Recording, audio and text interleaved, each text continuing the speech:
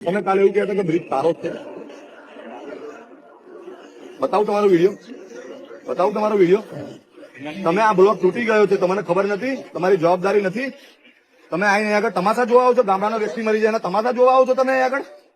તમને ભાન નથી હોતું, તમારી જવાબદારી નથી હોતી. અરે કમ નહીં વાત કરવાની, કમ નહીં કરવાની, કમ નહીં વાત કરવાની.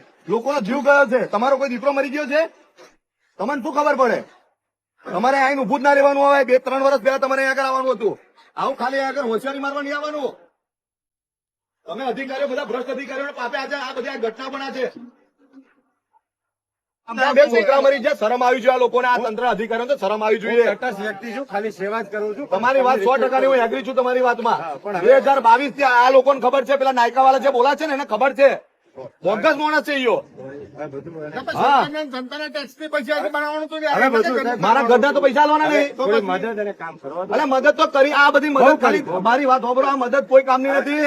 આ બધું જલાશો છે, જલાશો ખાલી. આ તો લોકો મરી જાય પછી જલાશો કરા છે આ લોકો.